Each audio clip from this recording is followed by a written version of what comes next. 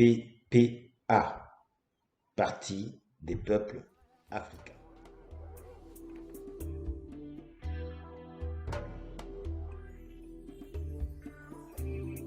Le 11 avril 1946 est la date marquant la loi Houphouët-Boigny promulguée en France.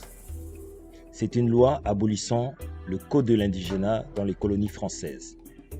Le Code de l'indigénat, c'était le travail forcé, un esclavage déguisé.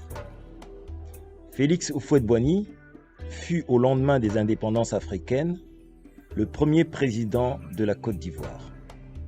Il règne pendant 33 ans, jusqu'à sa disparition en décembre 1993.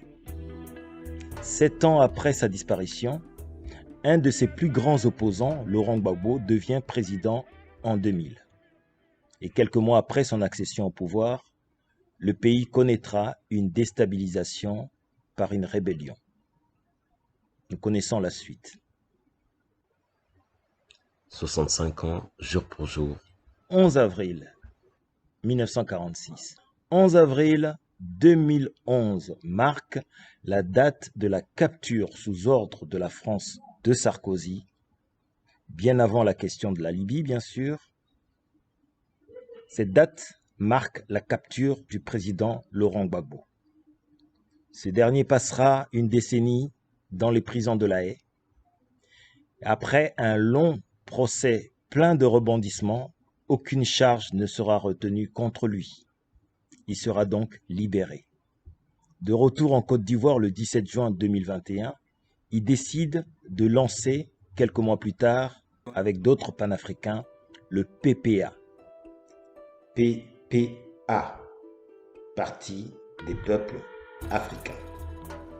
Le congrès constitutif du PPA s'est tenu en Côte d'Ivoire sous la présidence de Laurent Gbagbo en octobre dernier, dans une assemblée constituée de plusieurs personnes d'origine africaine et leurs amis. Samedi 22 janvier 2022, le PPA-CI, PPA Côte d'Ivoire, section France, organise une réunion publique à Paris. Une réunion d'information. Cette réunion se tiendra au 18 rue du 14 juillet, le Kremlin-Bicêtre.